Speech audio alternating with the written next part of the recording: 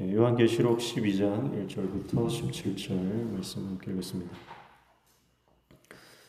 오늘 본문을 보면 굉장히 SF 영화를 보는 것 같은 그런 장면들이 펼쳐지고 있습니다. 이것은 요한이 본 환상, 하나님의 계시이고 이것은 문자 그대로 해석하기보다는 이것이 상징하는 바를 우리가 잘 알고 마지막 때에 일어나는 그 사건들, 앞으로 벌어질 그런 영적인 상황들을 우리가 잘 파악을 하고, 그러면 지금 우리는 어느 시점에 있는가, 우리가 마지막 때를 살아갈 때 어떤 자세로 임해야 하는가, 그것을 살펴보면 되겠습니다. 자, 12장은 이제 여자와 용에 관한 말씀이죠. 그러니까 하나님의 백성과 사탄의 영적 전쟁을 말합니다. 그래서 먼저 1절 보시면 1절부터 6절까지는 땅에서 벌어지는 여자와 용의 첫 번째 전투입니다. 그 장면을 기술을 하고 있고, 7절부터 12절까지는 하늘에, 땅에서 보던 그 환상이 이제 하늘로 올라가죠. 그래서 하늘에서 벌어지는 천사와 사탄의 전투에 대해서 기술을 하고 있습니다. 자, 그것을 보고 나서 다시 땅으로 내려와서 땅에서 벌어지고 있던 그 여자와 용의 그 싸움을 이어서 다시 보는 겁니다. 이런 구조로, 그러니까 샌드위치 구조로 되어 있습니다. 자, 1절에 보시면 이렇게 말씀하죠. 하늘에 큰 이적이 보이니 해를 옷 입은 한 여자가 있는데 그 발 아래에는 달이 있고 그 머리에는 12별의 관을 썼더라. 그렇게 말씀합니다. 자, 이 한 여자가 나오는데요. 이 여자는 어떤 한 개인이라고 보기보다는 바로 이 하나님께서 세우신 교회를 말한다. 신앙 공동체를 말한다. 이렇게 볼 수가 있겠습니다. 자, 물론 이 여자는 창세기에 나오는 아담과 하와, 그리고 그 여자의 후손이 뱀의 머리를 밟을 것이다. 그렇게 말씀하죠. 창세기에 나오는 그때부터 시작된 태고적부터 있었던 인류와 사탄의 어떤 이 영적 싸움, 그것을 인유하고 있고, 그런 이미지를 환상으로 보면서 이 여인이 바로 신앙 공동체, 교회를 상징한다는 것을 우리가 알 수가 있습니다. 2절에 보면 이 여자가 아이를 베어 해산하게 되매 아파서 애를 쓰며 부르짖더라 그랬습니다. 자, 해산하는 고통을 이 여자가 하는 겁니다. 복음 구속사적으로 보면 여자가 해산해서 여자가 낳은 그 후손이 메시아가 되죠. 창세기 3장 15절에 나오는 여자의 후손, 그리스도입니다. 예수님이십니다. 원시 복음이죠.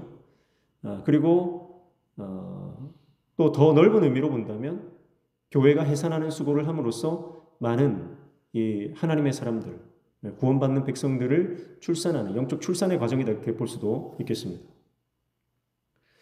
자, 이 여자가 그리스도께 속한 자라는 걸 어떻게 알 수 있냐면 5절에 보시면 여자가 아들을 낳으니 이는 장차 철장으로 만국을 다스릴 남자라 그 아이를 하나님 앞과 그 보좌 앞으로 올려가더라. 그렇게 말씀하죠. 그래서 이 여자가 낳는 아들이 바로 메시아다. 그것을 볼 수 있죠. 그러니까 이 여인은 부정적인 존재가 아닙니다. 긍정적인, 바로 하나님의 신실한 성도들, 그리고 교회를 상징한다고 볼 수가 있겠습니다.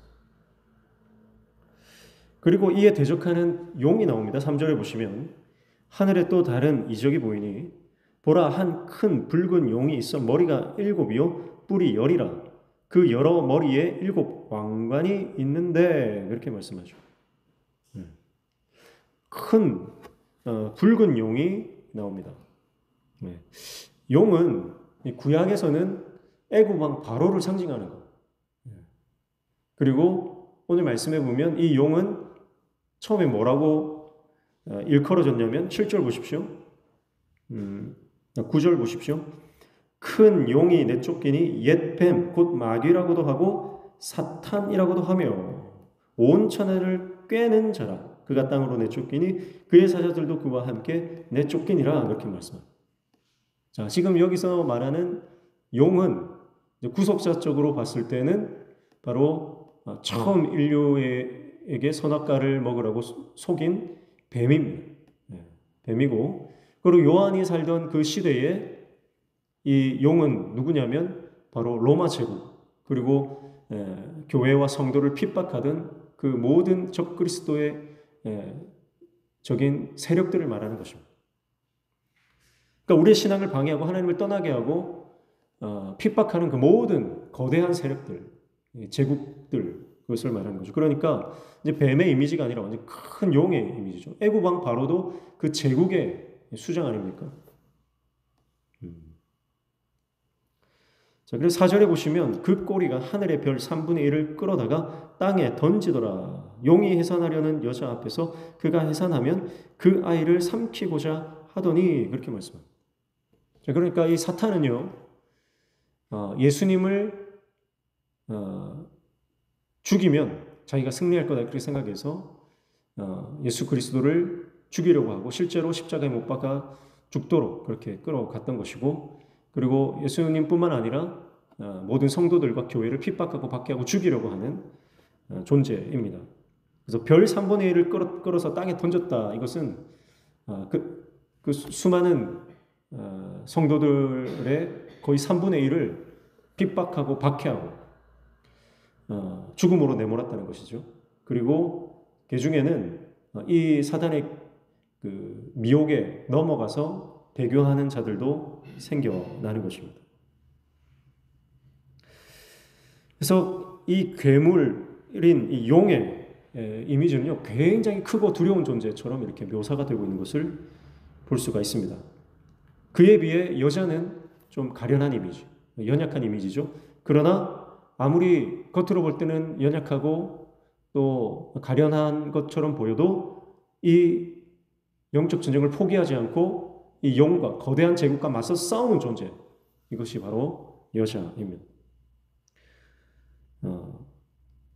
어둠의 세력을 쳐서 물리치시는 그 여자의 후손이신 예수 그리스도, 그리고 그 예수 그리스도의 이름의 능력으로 수많은 그 거대 악과 맞서 싸우는 성도들과 교회, 그런 이미지가 이 안에 들어있는 것이죠. 그래서 6절에 보시면 그 여자가 광야로 도망하며 거기서 1260일 동안 그를 양육하기 위하여 하나님께서 예비하신 곳이 있더라 그렇게 말씀합니다. 결국 그 핍박 가운데 이 여인이 광야 가운데로 들어가게 됩니다. 그리고 그곳에서 1260일, 3년 반, 한때 두때 반때, 굉장히 중요한 계시록에서 나오는 그 기간이죠. 이것은 다니엘서에 나오는 그 기간을 인유한 것입니다. 긴 시간일 수 있습니다. 그러나 끝나는 시간입니다. 그리고 이 시간은 마귀에게, 사탄에게 잠시 허락된 시간입니다. 이 시간 동안에 굉장히 큰 환난과 핍박이 있겠지만 성도는 이 시간을 결연히 이겨나가는 시간들입니다. 그래서 하나님께서 그 광야로 피신한 그 여자를 양육한다. 하나님이 예비하신 곳에서 양육한다. 하나님께서 지키시고 보호하신다는 뜻이죠. 그러니까 여러분, 우리가 힘들고 어려운 역경을 만나도요, 그 광야 한가운데 우리가 정말 피난처를 찾아 주님을 찾아가는 그 광야 한가운데서 주님은 우리를 만나주시고 우리와 함께 해주시고 역경과 어려움이 있어도 주님은 우리 곁에 계시다라고 하는 것을 오늘 말씀이 보여주고 있는 것입니다. 자, 그러니까 지금 상황이 어떻습니까? 거대한 용이 여자를 죽이려고 하고 여자가 지금 잉태해서 아이를 낳으려고 하는데 그 낳은 아이를 또 죽이려고 하는 그 상황들. 그래야 하나님의 구속 사역이 이게 진행이 되지 않잖아요. 그러니까 지금 하나님의 온 인류를 구원하시고 또 구원과 심판의 역사를 이루어 가시는 하나님의 그 거대하신 역사, 하나님의 계획을 방해하는 존재로서 용이 등장하고 그 용은 포기하지 않고 치밀하게 치열하게 이 하나님의 사람을 박해하고 공격한다라고 하는 것을 볼 수가 있습니다. 우리가 주님을 위해서 살면 이런 핍박이 반드시 있습니다. 어쩌면 내가 인생을 살아가는데 이런 핍박이 없다. 그러면 어쩌면 내가 주님의 사명을 잘 감당하지 못하고 있다. 이런 말이 들 수도 있는 겁니다. 그러니까 사단은요, 주님을 위해서 그 구속 사역에 포함되어 주님을 위해서 헌신하고 애를 쓰고 복음 전도의 사명을 감당하는 사람을 끊임없이 흔들어 제낍니다. 끊임없이 공격합니다. 그런데 대충 교회만 왔다 갔다 하고 종교 생활하는 사람, 사단은요 절대 방해하지 않습니다. 방해를 안 해요. 내가 믿음으로 이번에 세례를 받아야 되겠다. 그러면 세례 받으러 나오는 그때 꼭 집안에 일이 터지고 갑자기 사고가 나고 막 갑자기 시험에 들고 하는 게 그게 사단의 역사입니다. 내가 뭔가 영적으로 결단하고 주님을 위해서 헌신하고 내가 하나님 나라와 교회를 위해서 내가 주님 앞에 내 생명을 내어놓으려고 하는 그 순간에 사단은 역사하는 겁니다. 그러니까 여러분 반대로 말하면 우리가 여러 가지 환난이 온다. 여러 가지 핍박이 온다. 정말 내 마음을 힘들게 하고 나를 넘어뜨리려고 하고 나를 시험에 빠지게 하는 상황들이 계속 이렇게 일어난다면 어쩌면 나는 바로 가고 있다는 거예요. 사단의 공격이 심하다. 그것은 그만큼 내가 바로 가고 있고 하나님께서 나를 강력하게 쓰고 계시다는 증거입니다. 그렇지 않습니까? 그래서 여러분 우리에게 다가오는 시험을 이상한 것으로 여기지 말고 기쁨으로 감당하시기를 축복합니다. 그게 나에게 지금 주님 때문에 당하는 고난이 왜 이렇게 큰가? 그것은 바로 사단의 역사다. 사단이 나를 방해하는 이유는 내가 주님을 위해서 바로 가고 있다는 그런 오히려 증거가 되기 때문에 여러분 우리가 기뻐할 수 있는 것입니다. 그래서 예수 믿는 것은요 형통한 거잖아요. 형통한 거예요. 그런데 형통이 뭡니까? 모든 일들이 술술술 풀리고 자녀들도 잘 되고 내가 하는 일들이 막 손으로 하는 일들이 다 막 내가 만지면 다 돈이 되고 관계가 다 사람들이 다 나를 좋아해주고 그게 형통이 아닙니다. 세상 사람들이 말하는 거는 그게 형통이 맞아요. 그러나 성경이 말하는 형통은 그게 형통이 아니에요. 성경이 말하는 형통이 뭐냐? 내가 하나님 뜻 안에 있는 것, 그게 형통입니다. 내가 하나님의 뜻 안에 있으면 그게 형통이에요. 하나님의 뜻 안에 있기 때문에 고난이 다가오는 거예요. 하나님의 뜻 안에 있기 때문에 나에게 핍박이 오고 하나님의 뜻 안에 있기 때문에 사단의 공격이 심하고 사람들이 나를 미워하고 까닭없이 나를 모함하는 일들이 일어납니다. 왜냐하면 내가 하나님의 뜻 안에 있기 때문에 그런 거예요. 그 하나님의 뜻 안에서 나를 끄집어내려고 하는 그 영적인 공격을 우리가 영안을 열어서 봐야 되는 겁니다. 사단은 계속 속이는 거예요. 형통이 뭐냐? 네 하는 일이 다 잘 돼야지. 그게 형통이지. 여러분 그게 형통이 아니에요. 성령께서 우리에게 말씀하신 것은 주님의 사명을 붙들고 끝까지 주님 명령에 순종하며 하나님의 백성답게 거룩하게 깨끗하게 정결하게 살아가는 그것이 바로 형통이라는 거죠. 어떤 상황이 닥쳐도 내가 주님 뜻 안에 있는 것. 어떤 상황 가운데 있어도 내가 주님을 기뻐하는 것. 어떤 형편에 내가 처해 있더라도 늘 감사하는 것. 그게 형통이에요. 근데 여러분 생각해 보십시오. 내가 정말 주님 뜻 안에 있으면 내가 정말 주님이 기뻐하시는 그 사명을 감당하면요. 사단이 주는 외부적인 핍박과 시련은 있을지 몰라도 나의 욕망이나 나의 더러운 어떤 죄성 때문에 일어나는 넘어짐이나 실수는 없는 것. 세상 사람들이 어려움을 당하는 대부분의 이유는요. 자기 안에 있는 욕심 때문이거든요. 근데 나로 말미암은 그 환난들을 외부에서 핑계를 찾는 겁니다.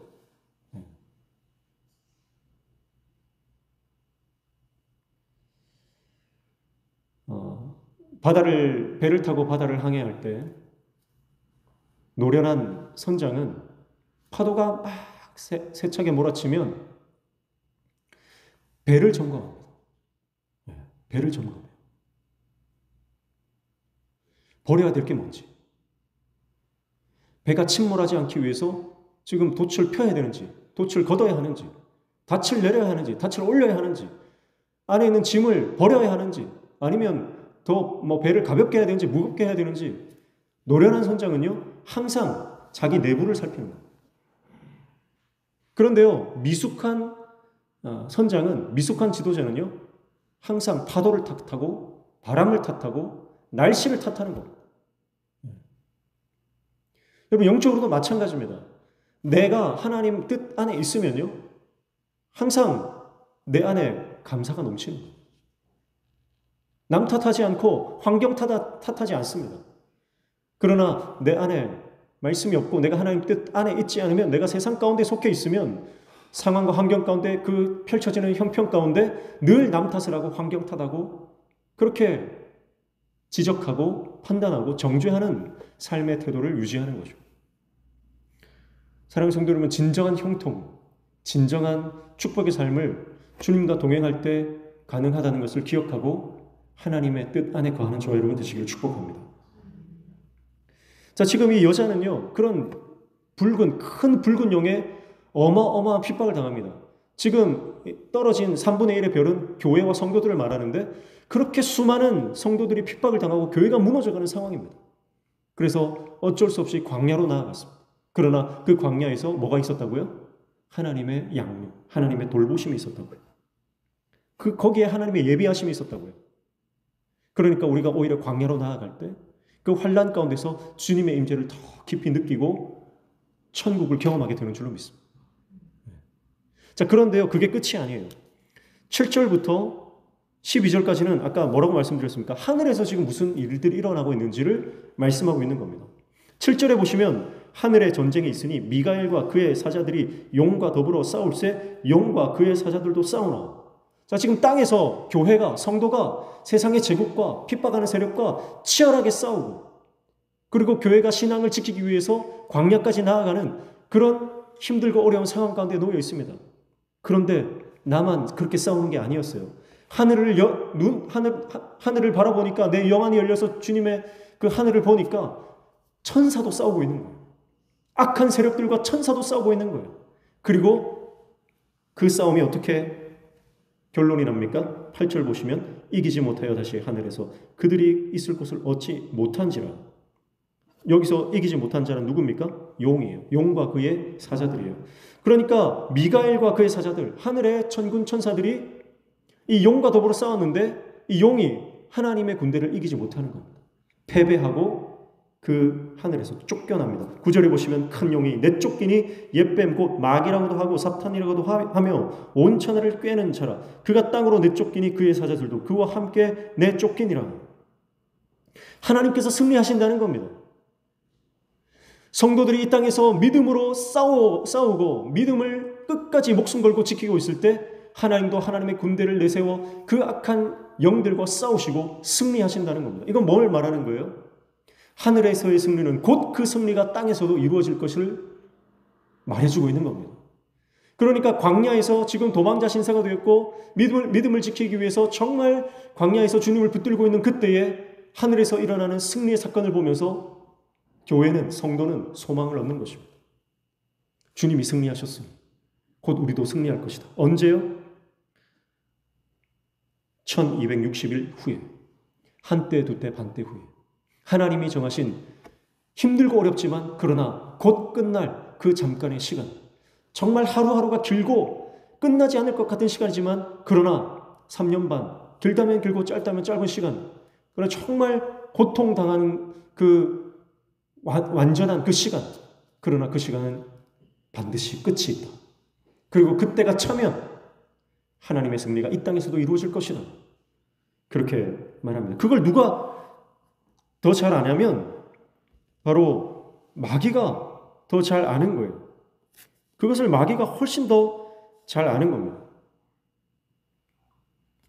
12절 보세요. 그러므로 하늘과 그 가운데 거하는 자들은 즐거워하라. 그러나 땅과 바다는 화 있을진저 이는 마귀가 자기의 때가 얼마 남지 않은 줄을 알므로 크게 분내어 너희에게 내려갔습니다. 마귀도 알아요. 자기 때가 얼마 남지 않았던 것을 알아요. 하나님의 완전한 승리가 곧 일어날 것을 압니다. 그래서 마지막까지 바라가는 겁니다.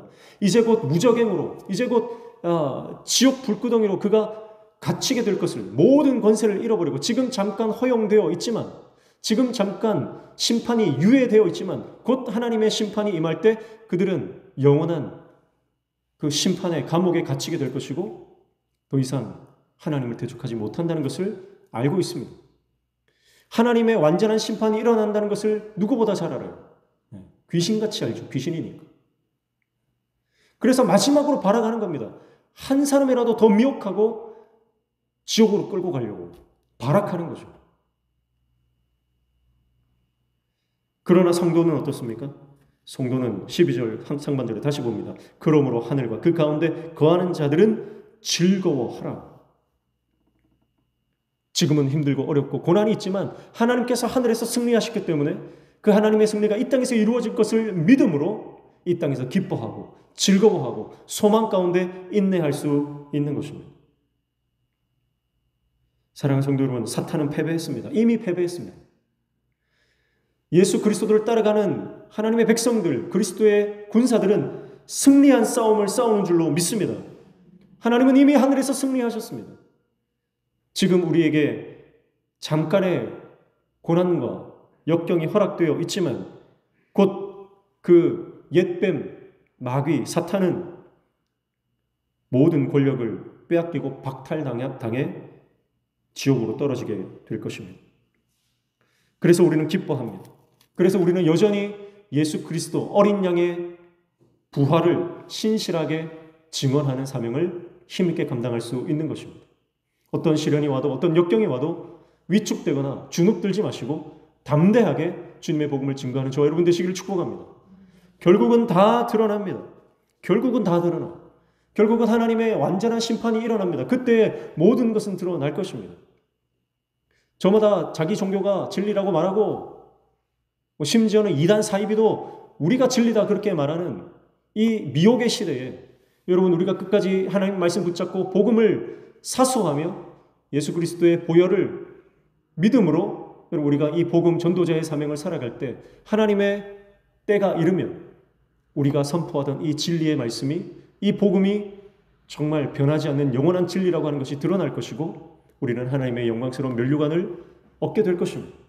그리고 저마다 자기 철학이 맞고 자기 과학이 맞고 자기 신앙이 맞다고 말했던 모든 이단과 거짓과 미혹에 속한 적 그리스도들은 다 그들의 거짓이 드러나고 영원한 수치와 부끄러움 가운데 심판을 당할 것입니다. 사랑하는 성도 여러분, 그러므로 포기하지 말고 끝까지 주님의 사명을 감당하는 저와 여러분 되시기를 축복합니다. 13절부터 17절은 이 땅에서 벌어지는 여자와 용의 전투가 계속 이어지죠. 자, 이제 힘을 얻었습니다. 하늘에서 하나님이 이미 승리하셨다는 것을 보고 힘을 얻습니다. 용기를 얻습니다. 확신을 가집니다. 그런데 용도 포기하지 않습니다. 마귀도 포기하지 않습니다. 13절 보십시오. 용이 자기가 땅으로 내쫓긴 것을 보고 남자를 낳은 여자를 박해하는지라 그렇게 말했습니다.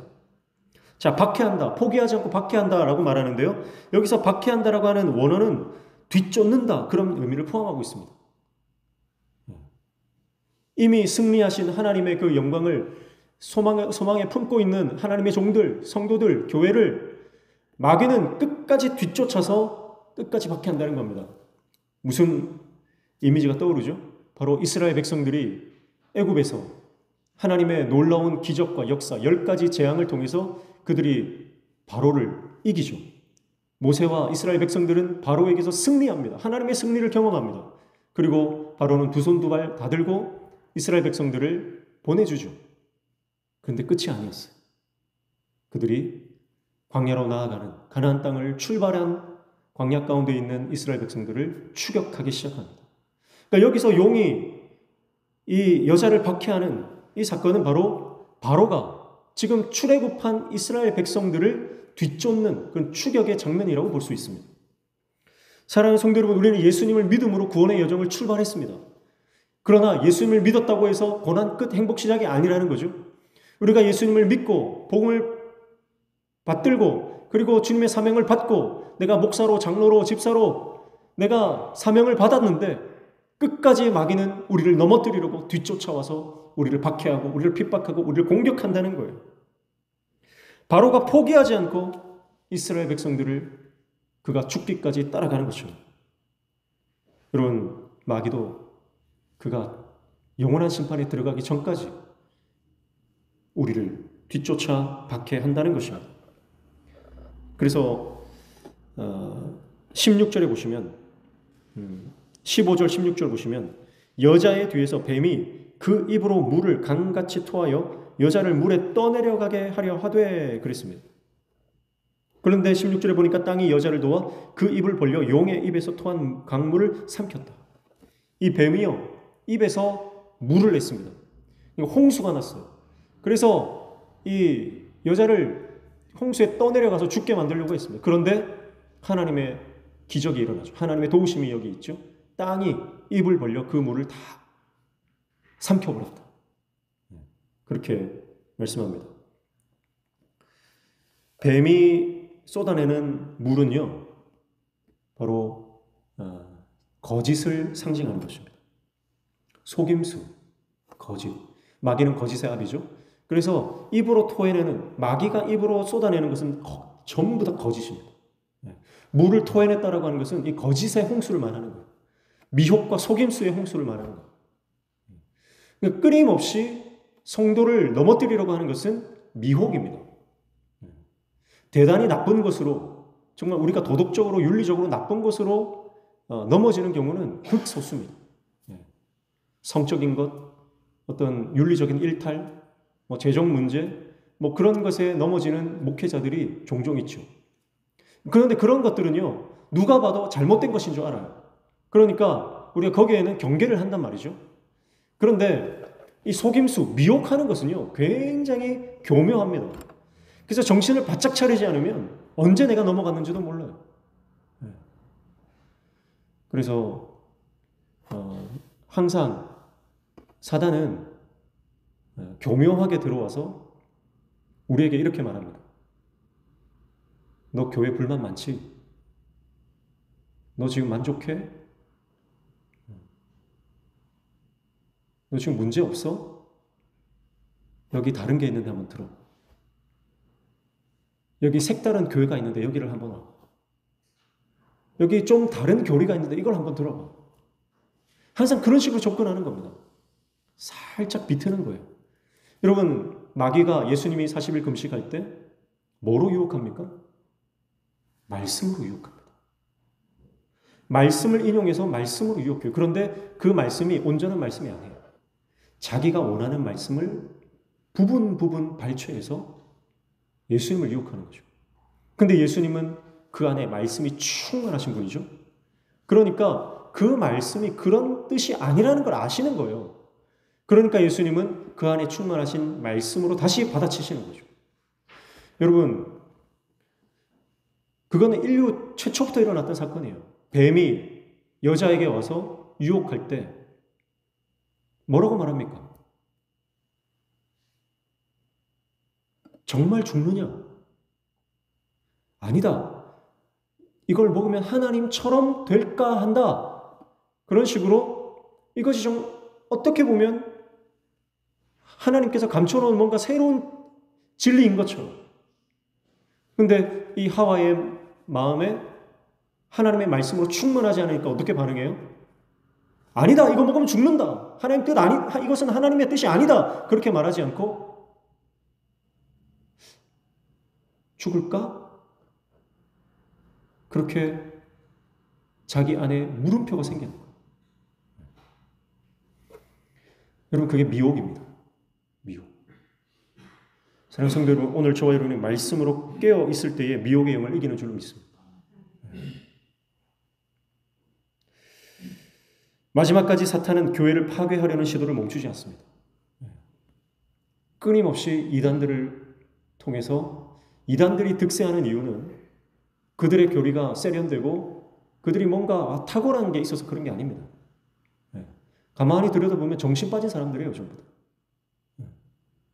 아니, 신천지 보십시오. 신천지는 14만 4천 명이 꽉 차면 전 세계가 이만희의 것이 된다, 그렇게 말해요.